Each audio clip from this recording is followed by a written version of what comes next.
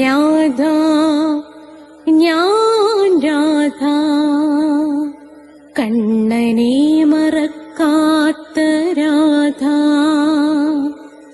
രാധ ഞാൻ രാധ,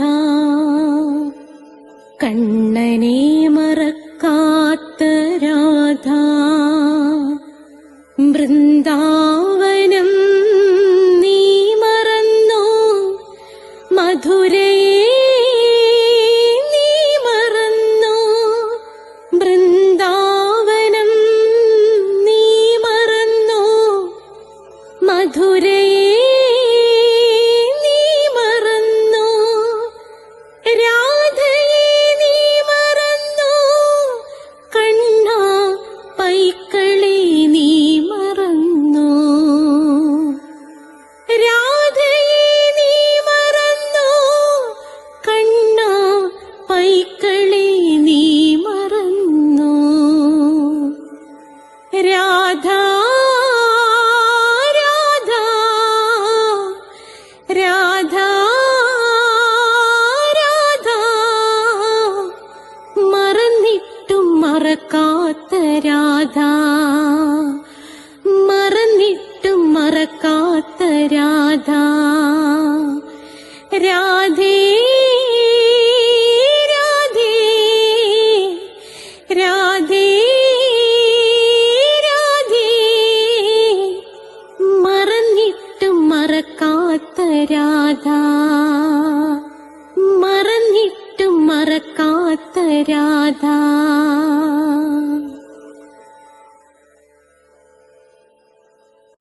രാധേ രാധേ ഓ രാധേ രാധേ, രാധേ രാധേ ഓ രാധേ രാധേ.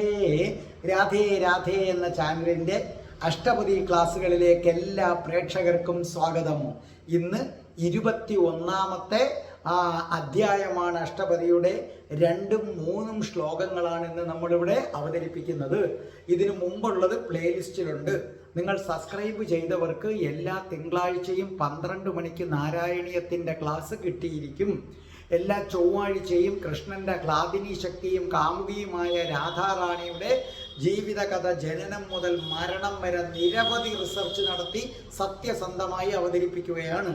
എല്ലാ വ്യാഴാഴ്ചയും നിങ്ങൾക്ക് അഷ്ടപതിയുടെ ക്ലാസ് കിട്ടുന്നതാണ്. അതേ കണക്ക് ഇംഗ്ലീഷ് സംസാരിക്കാൻ ആഗ്രഹമുള്ളവർക്ക് സ്പോക്കൺ ഇംഗ്ലീഷിൻ്റെ വീഡിയോസ് ഇതിന് ഇട്ടിട്ടുണ്ട്.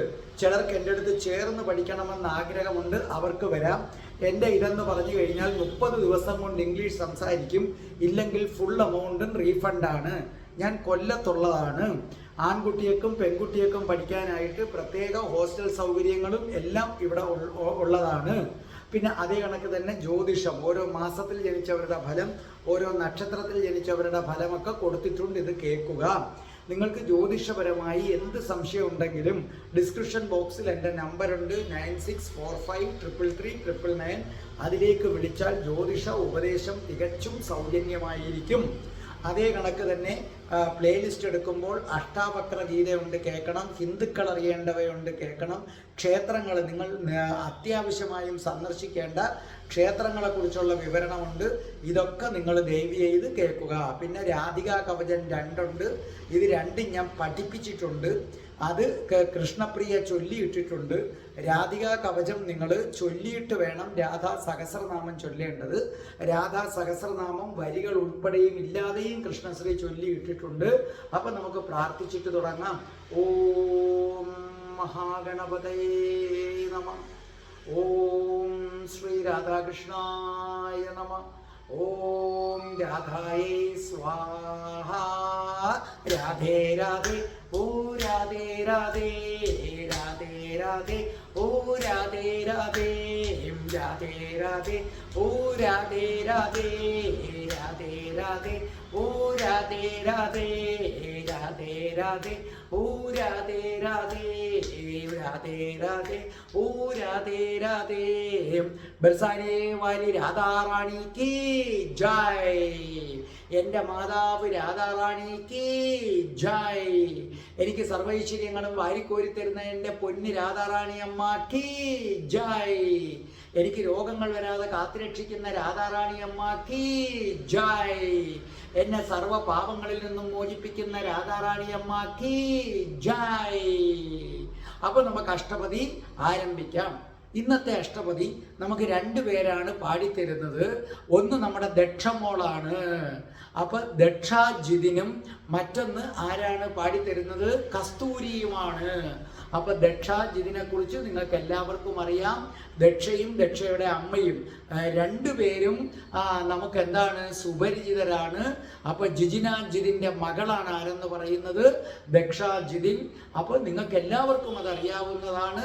ഈ ചെറുപ്രായത്തിൽ ഈ അഷ്ടപതിയൊക്കെ പാടാൻ അവസരം കിട്ടിയ എൻ്റെ പൊന്നുമോളെ മഹാഭാഗ്യവതിയാണ് മോള്. സാധാരണ ഇതിനകത്ത് അഷ്ടപതി പാടുന്നവരുടെ പ്രായമൊക്കെ നോക്കിയാൽ മോക്ക് മനസ്സിലാകും അവർക്കൊക്കെ ഏത് പ്രായത്തിലാണ് അഷ്ടപതി പാടാൻ ഒരു അവസരം കിട്ടുന്നതെന്ന്. അത് വെച്ച് നോക്കുമ്പോഴാണ്, എന്നും വേണ്ട, ദക്ഷയുടെ അമ്മയെ തന്നെ എടുക്കുക. എത്രാമത്തെ വയസ്സിലാണ് അഷ്ടപതി ചൊല്ലി തുടങ്ങിയെന്ന് നോക്കേ. പക്ഷേ ഞങ്ങളുടെ ദക്ഷമോള് കണ്ടില്ലേ? അപ്പൊ ദക്ഷമോളെ സംബന്ധിച്ചിടത്തോളം ദക്ഷമോളെ മഹാഭാഗ്യവതിയാണ് മോള്. കാരണം അഷ്ടപതി പാടുന്ന ഓരോരുത്തരുടെയും പ്രായം എടുത്തു നോക്കുമ്പോൾ അവരൊക്കെ ഏത് പ്രായം എത്തിയിട്ടാണ് അഷ്ടപതി പാടാൻ തുടങ്ങിയത്? ഒരുപക്ഷെ എൻ്റെ ചാനലിൽ പാടുന്നതിന് മുമ്പ് അവർ പാടി തുടങ്ങും, പക്ഷെ മോടെ പ്രായത്തിലല്ല.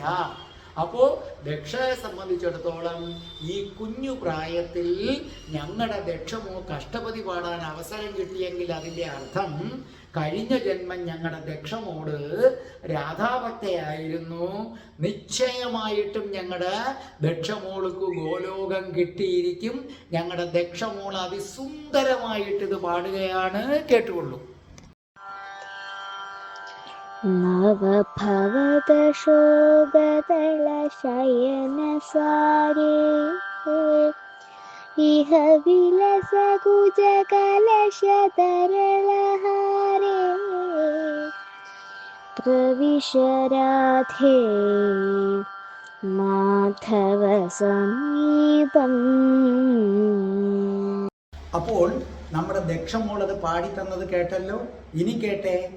നവഭവദ ശോകതള ശയനസാരേ ഇക വിലസ കുജകലശ തരളഹാരേ. നവഭവദ ശോകതള ശയനസാരേ ഇക വിലസ കുജകലശ തരളഹാരേ പ്രവിശ രാധേ മാധവ സമീപം പ്രവിശ രാധേ. അർത്ഥം നവ പുതിയത്. നവം എന്ന് പറഞ്ഞാൽ പുതിയത്. ഭവത അർത്ഥം തിളങ്ങുന്ന തിളങ്ങുന്ന. അശോകദളം അശോകത്തിൻ്റെ തളിരുകൾ. പക്ഷെ നിങ്ങൾ പുസ്തകത്തിൽ നോക്കുമ്പോൾ നവഭവത ശോകേന്ന, ഭവത അധികം അശോക ചേർത്തെഴുതുമ്പോൾ ഭവത ശോക. അവിടെ ശോകം ദുഃഖം എന്നല്ല അർത്ഥം, അശോകത്തിൻ്റെ ശോകമാണ്. ചേർത്തെഴുതിയപ്പോൾ ഒരക്ഷരം എന്താണ് ലോപിച്ചു പോകുന്നു എന്നൊക്കെ ഗ്രാമർ പറയുന്നത് പോലെ. അശോകദളം അശോകത്തിൻ്റെ തളിരുകൾ. ശയന കിടക്ക. സാരേ ഏറ്റവും നല്ലത്. ഇഹ വിലസ ഇവിടെ ശോഭിച്ചാലും. കുജകലശം കുജകലശം മാറിടങ്ങളാകുന്ന കുടം. കുജം മാറിടം, കലശം എന്ന് പറഞ്ഞാൽ കുടം. തരളം തരളം ആടിക്കൊണ്ടിരിക്കുന്ന ആടിക്കൊണ്ടിരിക്കുന്ന. ഹാരം മാല. അപ്പോൾ ഇവിടെ എന്താ പറഞ്ഞിരിക്കുന്നത്? രാധാറാണി മുത്തുമാല ധരിച്ചിരിക്കുന്നു. ആ മുത്തുമാല രാധാറാണിയുടെ മാറിടങ്ങളോട് പറ്റിച്ചേർന്ന് കിടക്കുന്നു. രാധാറാണിയുടെ ശ്വാസഗതിക്കനുസരിച്ച് ഈ മാറിടങ്ങളിൽ ഈ മുത്തുമാല കിടന്ന് ആടുന്നു. അങ്ങനെ ആടിക്കൊണ്ടിരിക്കുന്ന മുത്തുമാല മാറിടങ്ങളിൽ ശോഭിക്കുന്ന രാധയെ തോഴി പറയുകയാണ്. അങ്ങനെ ആടിക്കൊണ്ടിരിക്കുന്ന മുത്തുമാല മാറിടങ്ങളിൽ ശോഭിക്കുന്ന രാധയെ നീ കൃഷ്ണ സമീപത്തേക്ക് ചെന്നാലും അശോകത്തിൻ്റെ പുതിയ തളിരുകളാൽ നിർമ്മിച്ചിരിക്കുന്ന ഈ മെത്തയിൽ ശയിച്ചാലും അങ്ങനെ കൃഷ്ണനുമൊത്ത് രാധയെ നീ രതിലീലയിൽ ശോഭിച്ചാലും. അതായത് രാധാജിക്ക് കൃഷ്ണനോട് എത്രയും പെട്ടെന്ന് കൃഷ്ണന്റെ അടുക്കൽ എത്തണമെന്നും കൃഷ്ണനുമായി രതിലീല നടത്തണമെന്നുള്ള ആഗ്രഹം വർദ്ധിച്ചു കഴിഞ്ഞു.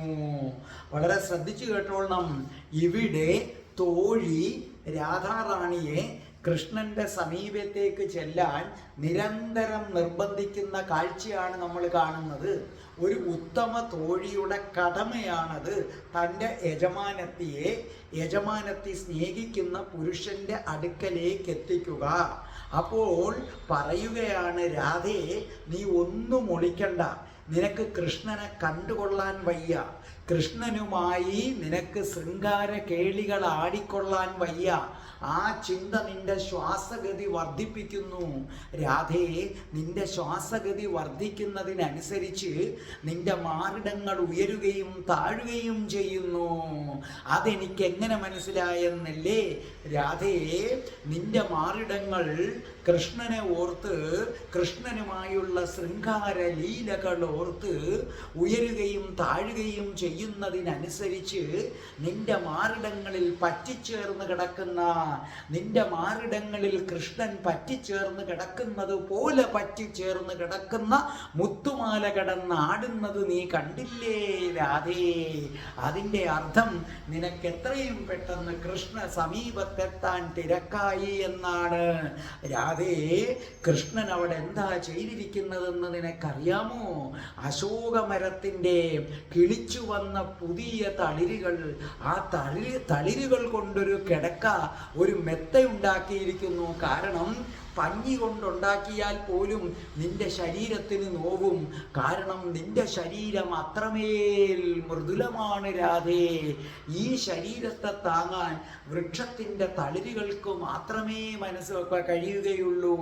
അത് മനസ്സിലാക്കിയ കൃഷ്ണൻ, അത് മനസ്സിലാക്കിയ മാധവൻ, അത് മനസ്സിലാക്കിയ രാധാകൃഷ്ണൻ, രാധേ, അശോകമരത്തിൻ്റെ തളിരുകൾ കൊണ്ടൊരു പട്ടുമെത്ത ഉണ്ടാക്കിയിരിക്കുന്നു. ചൊല്ലൂ രാധേ, കണ്ണന്റെ ആലിംഗനത്തിൽ അമരൂ രാധേ, മാധവനുമൊത്ത് അശോകമരത്തിന്റെ തളിരുകൾ കൊണ്ടുള്ള പട്ടുമെത്തയിലേക്ക് വീഴൂ രാധേ, പരസ്പരം വാരി പുണരൂ രാധേ, മാധവനും രാധയും അങ്ങനെ ഒന്നാകട്ടെ.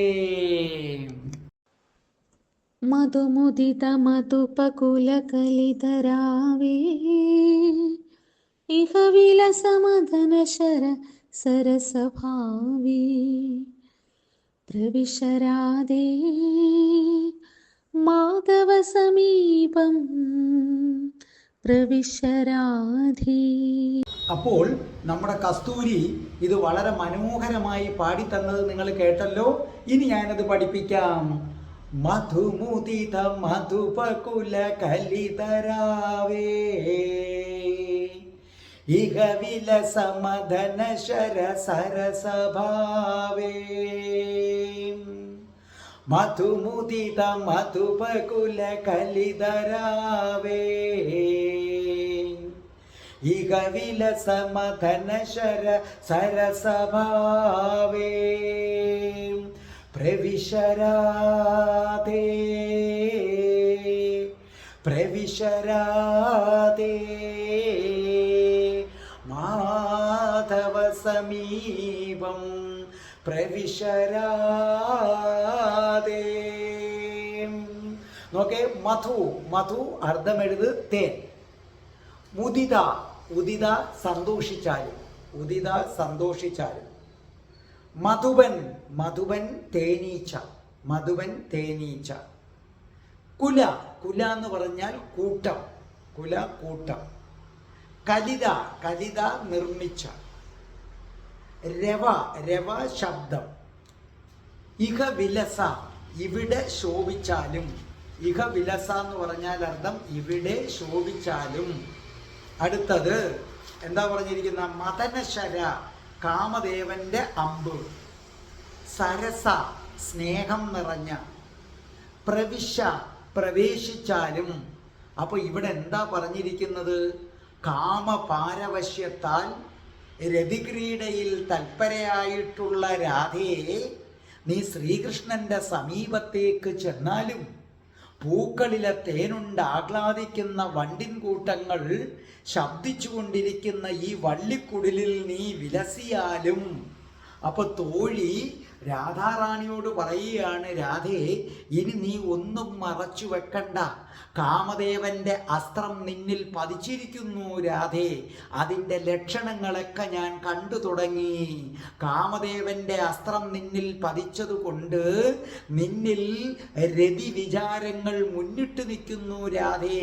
നിന്റെ ഉയർന്ന് താഴുന്ന മാറിടങ്ങൾ അതാണ് സൂചിപ്പിക്കുന്നത്.